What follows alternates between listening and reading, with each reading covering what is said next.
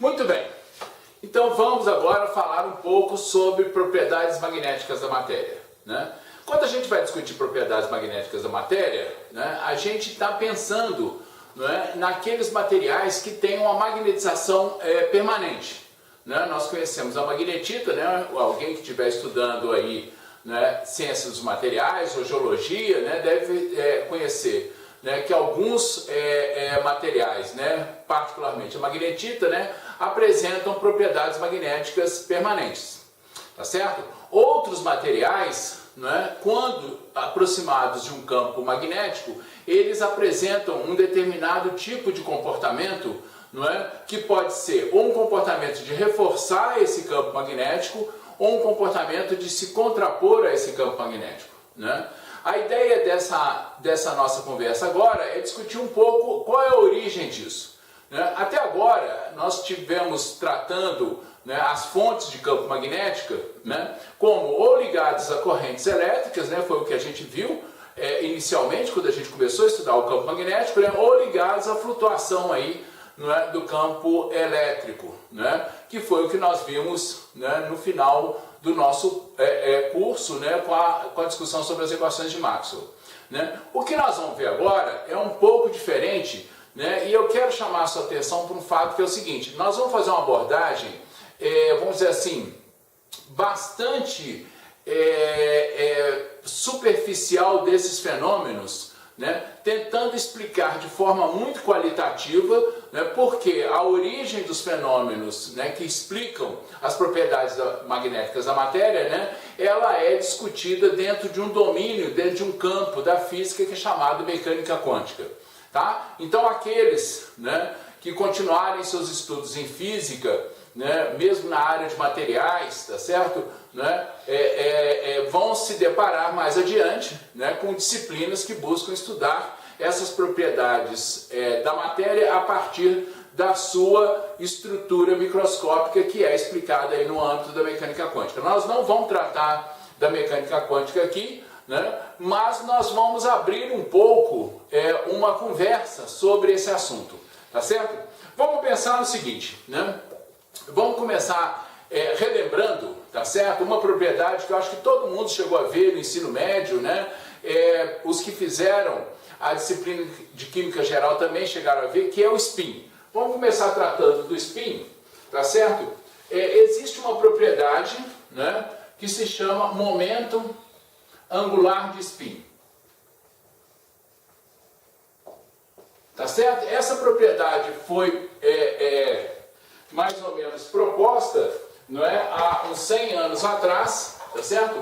O momento angular de spin foi proposto há 100 anos atrás, né? E muitas vezes o momento angular de spin é chamado simplesmente de spin. Spin em inglês quer dizer giro, né? Muitas vezes a gente vê associar, né, imaginar, por exemplo, que uma partícula subatômica, um elétron, um próton, um nêutron, fosse uma bolinha e ele está girando em torno do seu eixo, como se fosse um planeta girando em torno do seu eixo de rotação. Não é bem isso que acontece, né? A visão que a mecânica quântica traz não é essa, tá certo?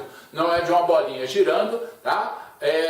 A ideia básica é que spin é uma propriedade, né, da matéria. Mais do que isso, né, o spin é uma propriedade de muitas partículas subatômicas, não só dos elétrons.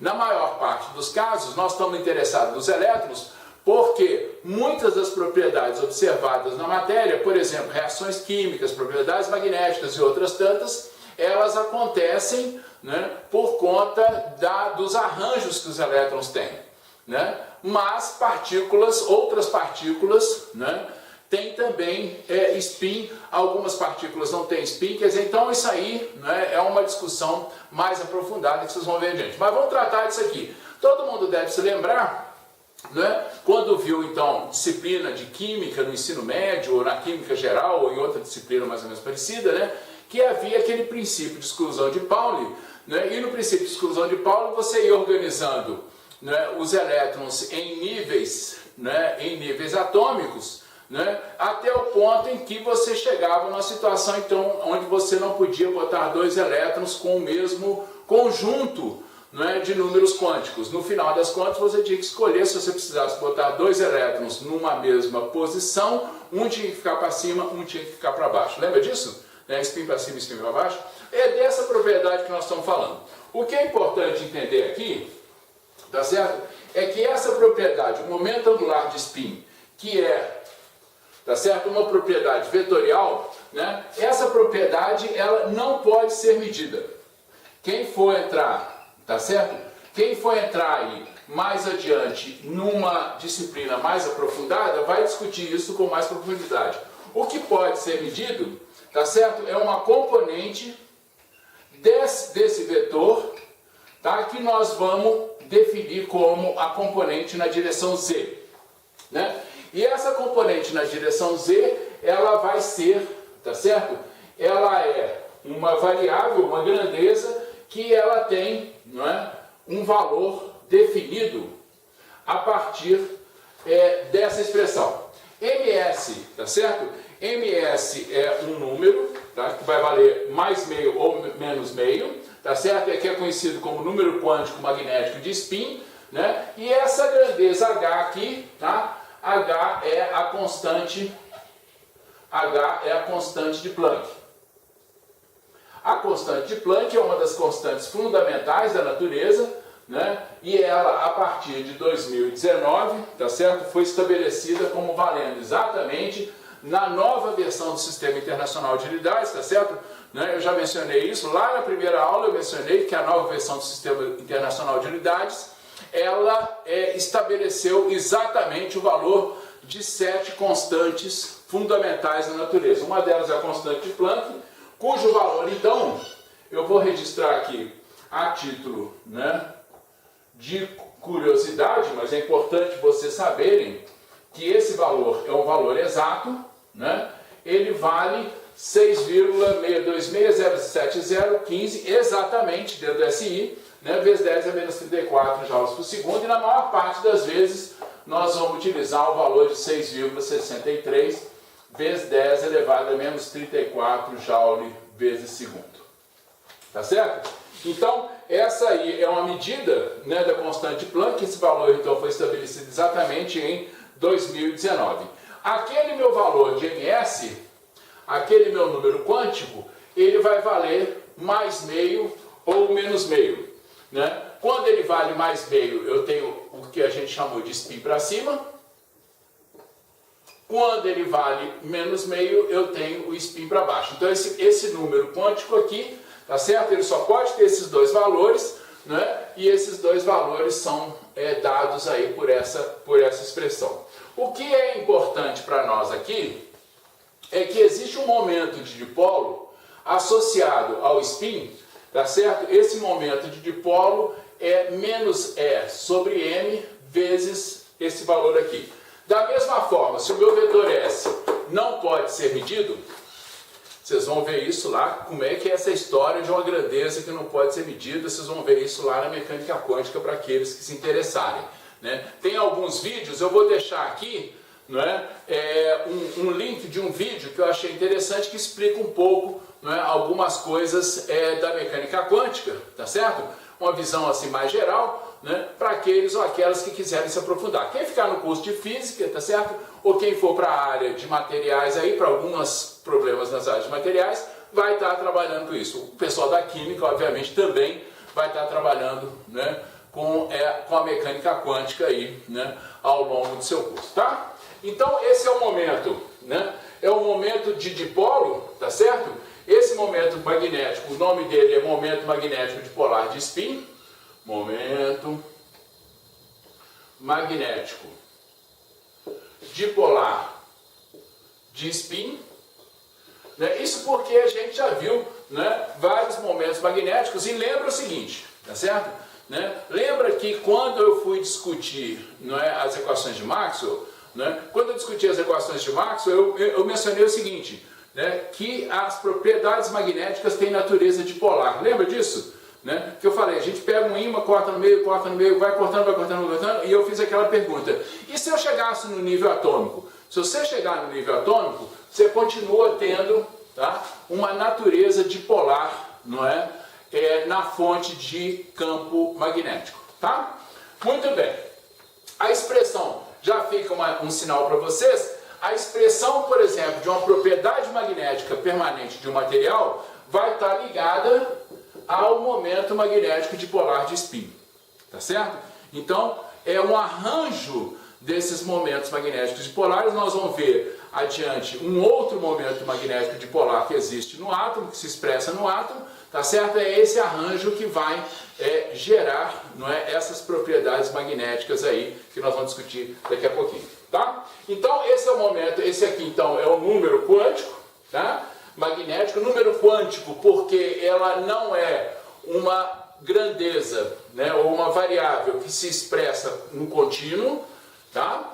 Essa é uma diferença importante da física clássica. Até agora, quando a gente viu a física clássica, as grandezas se expressavam num contínuo, né? Então, se eu tinha um campo elétrico, né, esse campo elétrico podia ter qualquer valor que fosse um número real. Um campo magnético, qualquer valor que fosse um número real, tá certo? Né? Há uma corrente, tá certo? Né? Quando nós falamos da carga, nós mencionamos a carga quantizada. A gente trata a carga elétrica como um contínuo, não é? Porque o quantum de carga é tão pequeno, é da ordem de 10 elevado a menos 19 do Coulomb, é tão pequeno, não é? Porque na maior parte dos fenômenos que nós vamos tratar, né, são fenômenos que se expressam na escala macroscópica. Nesse sentido, né, a quantidade de cargas que eu tenho, né, ela é muito maior, né, bilhões, trilhões, quadrilhões de vezes o valor da carga elementar, de tal forma que eu posso considerar aquelas cargas como se fossem um contínuo, tá certo?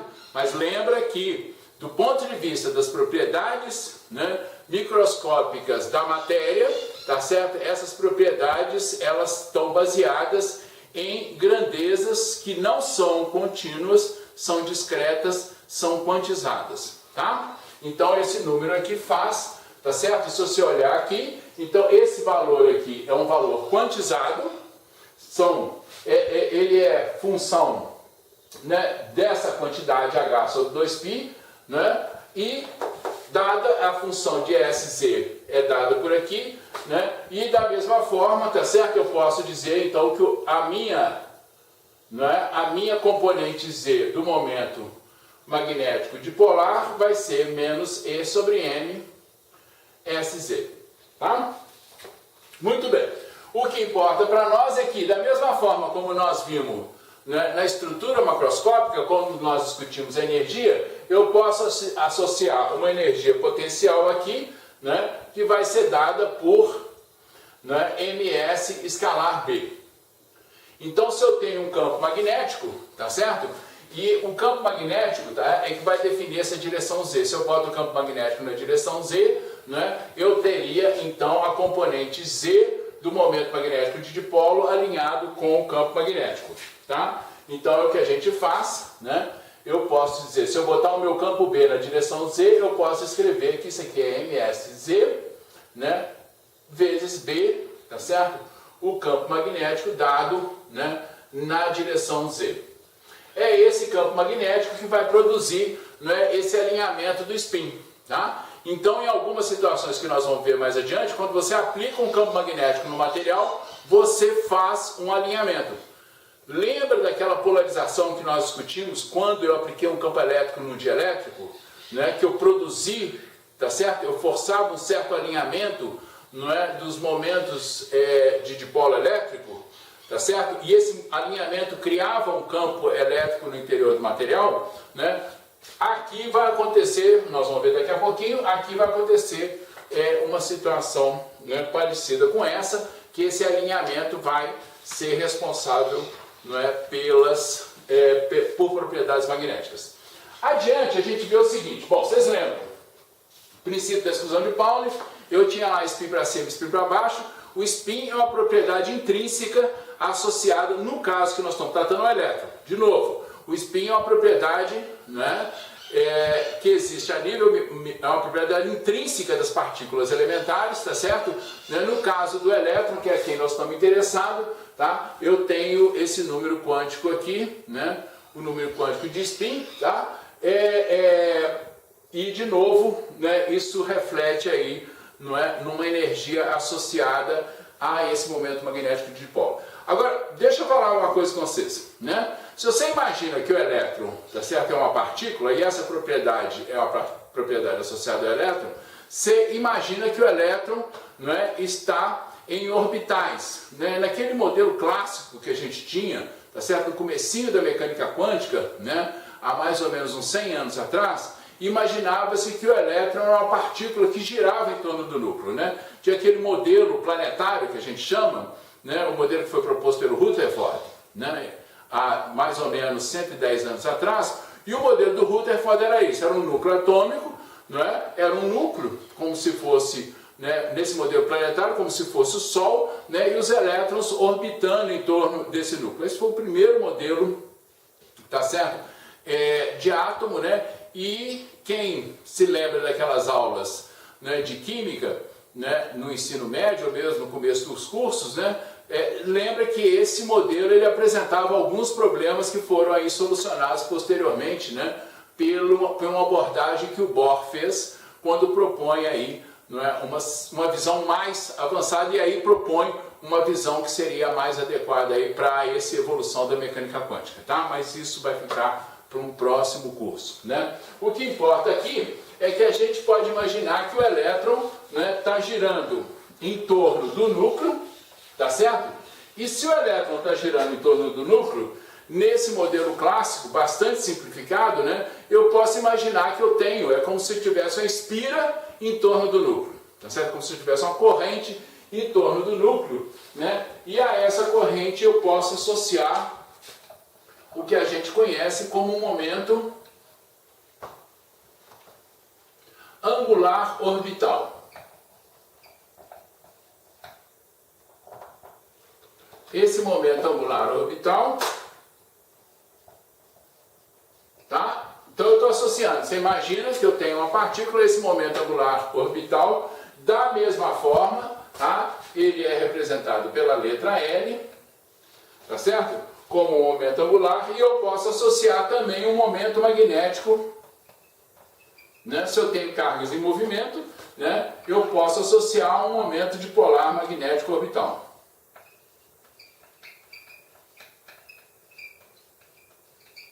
Orbital, tá? E esse momento magnético orbital, ele vai ser dado por μ, de novo, orbital agora, vai ser igual a menos E sobre 2m vezes L orbital. Tá? Muito bem. Né? E eu posso dizer que a componente Z, né, da mesma forma como eu fiz ali, né, eu vou definir uma componente Z desse meu momento que vai ser dada por um número quântico, que é o número quântico orbital, representado por m lambda, h sobre 2π. Tá? Ao contrário, né, do número quântico de spin, o número quântico orbital ele tem valores, né? Isso aqui vai definir, tá? Se você se lembra, isso aqui vai definir aqueles níveis SPDF. Esse momento aqui vai definir aqueles níveis SPDF. Então, para cada nível de energia, lembra, eu tinha lá o número orbital e depois eu vinha com o número de spin. Lembra disso? SPDF, S2, P6, não sei o quê. Tá? Então, isso aqui está ligado a esse momento aqui, e esse número quântico aqui, né, ele pode assumir um conjunto de valores, tá certo? Né, até um determinado valor, tá? Limite que é dado ali pelo nível de energia. Tá? Então, isso aqui é esse número aqui, né? Então, o meu momento magnético dipolar orbital tem como componente Z, tá?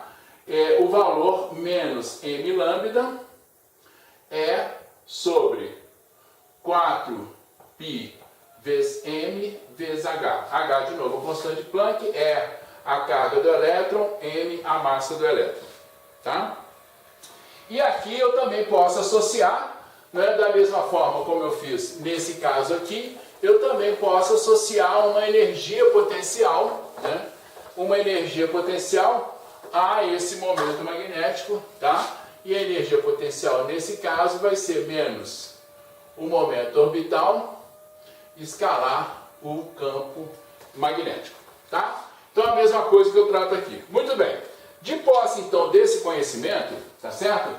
Então, o que que nós definimos aqui? Nós dissemos o seguinte: as propriedades magnéticas que eu enxergo na matéria, tá? Elas são oriundas, né, de propriedades intrínsecas, né, propriedades microscópicas intrínsecas da matéria, particularmente propriedades que eu associo aos elétrons, né? Então, eu associei duas propriedades aqui, tá certo? Um, que é o momento angular de spin, ou spin, como a gente costuma dizer, né? E a segunda propriedade é o momento angular orbital, tá? Vamos dizer assim, naquela imagem, né, de modelo planetário. Por que a imagem de modelo planetário muitas vezes é associada, né? Porque dentro do nosso ponto de vista clássico, nós enxergamos o mundo clássico, tá certo? Nós não enxergamos o mundo quântico, nós enxergamos o mundo clássico, né? A gente pode ver o mundo quântico, inclusive, às vezes até através de alguns equipamentos, por meio de alguns equipamentos aí, que permitem a gente enxergar, não é? Por exemplo, as estruturas orbitais em torno do átomo e coisas desse tipo. Mas no nosso cotidiano, nós enxergamos o mundo clássico. E no mundo clássico, não é muito fácil a gente construir essa imagem, né, de um Sol, de um planeta girando em torno do Sol e de um planeta girando em torno do seu próprio eixo, né? É o que a Terra faz, movimento de rotação e um movimento de translação. Essa comparação, vou insistir nisso mais uma vez, se é uma imagem confortável e confortante, tá certo? Não é, tá certo, uma imagem adequada, uma descrição adequada, né, da estrutura microscópica da matéria, tá certo? Porque ela tem diversos limites aí, limites que foram constatados inclusive há 110 anos atrás, mas tudo bem, vamos ficar com ela aqui por enquanto. Então vamos falar um pouco agora sobre o que são então essas propriedades, tá? Eu vou discutir 3 tipos de propriedades que são típicas aí da matéria, né? Propriedades então que eu vou associar ao comportamento, tá certo? Ao comportamento da matéria quando é sujeita a um campo magnético, né? Então eu tenho, uma delas é o diamagnetismo, tá? Quem for da área, né? Quem for da área, como eu tenho insistido, né, de materiais, o pessoal também da metalurgia, né, que é da área de materiais, né? O pessoal trata muito isso. O pessoal da geologia também, né, física e química, obviamente. Também as engenharias que tratam aí, né, da parte vinculada à eletricidade também vão se deparar com essas propriedades. O que é cada uma delas aqui? O diamagnetismo, tá certo? Ele é uma propriedade que surge quando você expõe determinado tipo de material, determinada substância, né, a um campo magnético. E o diamagnetismo acontece o seguinte, né? Se a gente imaginar que esse campo magnético, tá certo? Ele interfere na estrutura atômica, é como se, né, surgisse dentro da estrutura atômica uma reação a um campo magnético. A gente pode fazer uma certa analogia, né, com o que acontecia quando eu tinha um campo crescendo, por exemplo, né, através de uma espira. Lembra? Um campo crescendo através de uma espira induzia uma força eletromotriz na espira que criava um campo contrário a esse campo.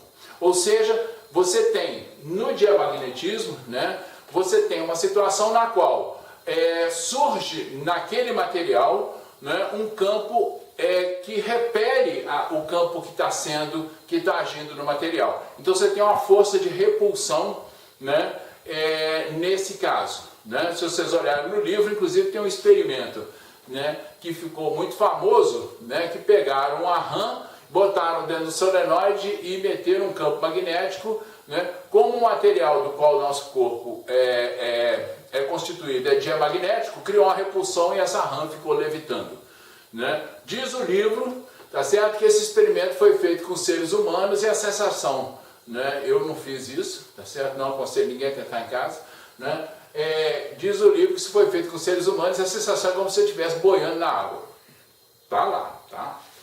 Muito bem. Não tentem fazer nem com Han, nem com seus irmãos ou irmãs, tá? Muito bem. No caso, então, do diamagnetismo, é esse tipo de comportamento. Surge um campo que tende, não é, a repelir o campo externo. No caso do paramagnetismo e ferromagnetismo são comportamentos que têm uma certa similaridade. Você tem momentos magnéticos, né? No caso do paramagnetismo, inclusive, você pode ter momentos magnéticos que estão, por exemplo, num átomo que tenha spin para cima e spin para baixo, não é? Eu tenho um momento de dipolo magnético para cima e um momento de dipolo magnético para baixo. Tá certo? Então esses dois aqui vão se cancelar. Então ele não apresentaria nenhuma propriedade magnética, não é? Nesse caso, a propriedade magnética seria do momento orbital. Tá? No caso do paramagnetismo, se eu tiver um momento de dipolo, né, e conseguir, como eu dei o exemplo no caso da polarização feita pelo campo elétrico, se eu conseguir agora um ordenamento, né, esse material adquire, né, uma propriedade magnética. Então o material paramagnético ele pode ter um magnetismo induzido, tá certo? Né? E esse foi um fenômeno estudado pelo Pierre Curie, né? Que inclusive formulou, né, uma hipótese desse comportamento. Tá? Isso aí tem a lei de Curie, que foi estabelecida também, né, há coisa de um século atrás. Tá? É verdade que a lei de Curie, né, ela só funciona para baixas temperaturas e baixos valores de campo magnético, tá certo? Ela obviamente não explicou, não é, o que era o comportamento, né, mas foi uma primeira abordagem, tá certo? Importantíssima aí para tentar entender esse comportamento. E é necessário que se diga o seguinte, né? Esse comportamento, se você aumenta a temperatura, tá? Esse comportamento desaparece, ou seja, se você aumenta a temperatura, você aumenta a desordem interna dos átomos e faz com que, então, não é, esse comportamento desapareça. Tá? O terceiro comportamento que nós estamos falando é o ferromagnetismo. O que acontece no ferromagnetismo? No ferromagnetismo, tá certo? Você tem que os átomos formam estruturas internas, domínios magnéticos internos, né? E isso é muito importante, esses domínios magnéticos, porque o átomo ele apresenta em vários casos, né, uma magnetização espontânea. Ou, se você coloca um campo magnético, tá certo? Se você coloca um campo magnético, você organiza, você ordena esses domínios, né? E isso, quando o pessoal aí, né, da metalurgia, quando for estudar as transições de fase em materiais, né, em determinadas ligas de materiais, ou for estudar toda essa parte, né, das transições de fase no ferro e outros materiais, vai ver isso. Você tem estruturas de domínios que são formadas. O que são essas estruturas de domínio? São regiões dentro da matéria que têm o mesmo tipo de alinhamento. Só que cada domínio pode ter um alinhamento numa direção de tal forma que você não percebe macroscopicamente aquela propriedade. Quando você colocar um campo magnético, você vai produzir um alinhamento nesses domínios, tá certo? E faz com que é o seguinte, quando você desliga o campo magnético, lembra, no diamagnetismo e no paramagnetismo, ao você tirar o campo magnético, a propriedade desaparece. No caso do ferromagnetismo, não. Tem uma propriedade que a gente chama de esterese, tá certo?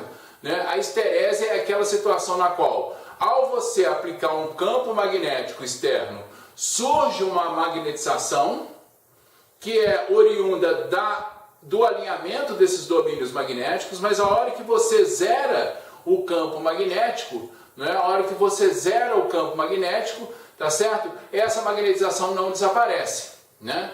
Você já deve ter visto uma situação, se você pegar, né, uma ferramenta de ferro, uma chave de fenda, um martelo, né, uma tesoura, tá certo? E aproximar de um ímã, a hora que você afastar o ímã, você vai ver que essa tesoura, não é? Essa chave de fenda ainda mantém propriedades magnéticas, ainda está magnetizada, né? E como é que você elimina essa magnetização? Ou você esquenta o material de tal forma que por agitação térmica isso desapareça, né? Ou então, tá certo? Você aplica um campo contrário de tal forma que você desorganize aquele alinhamento que foi conseguido, tá?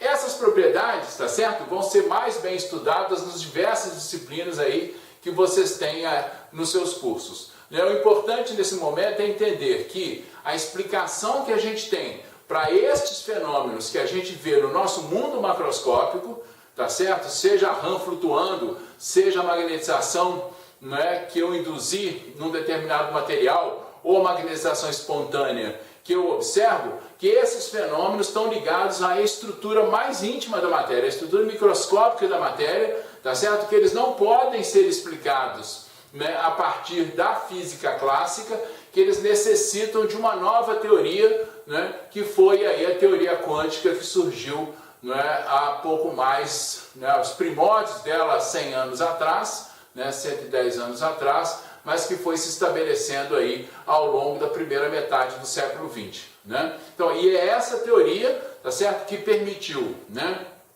como eu disse, a formulação da eletricidade, do eletromagnetismo clássico no século XIX, permitiu a terceira revolução industrial, e isso é importante fazer essa conexão, né? A terceira revolução industrial, a revolução baseada na eletricidade, tá certo?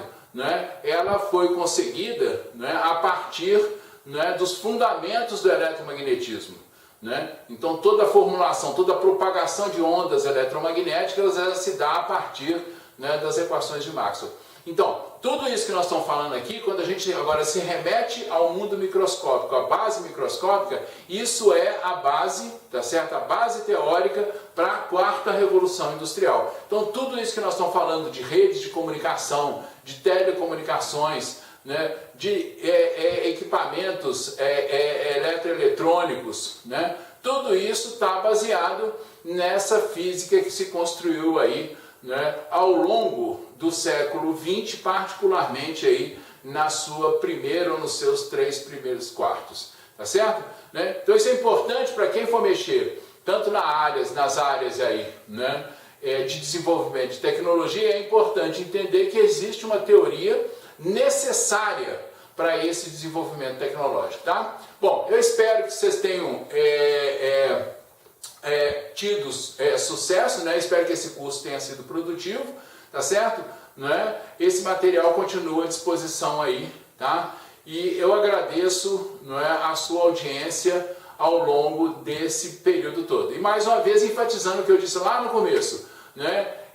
Se você descobrir algum erro nesse material, por favor, né, me avise, né, para que a gente possa corrigir. Por mais que a gente se esforce, muitas vezes alguma coisa escapa, tá? E ficamos assim, tá certo? Né? Um grande abraço, sucesso, né, e seguimos em frente.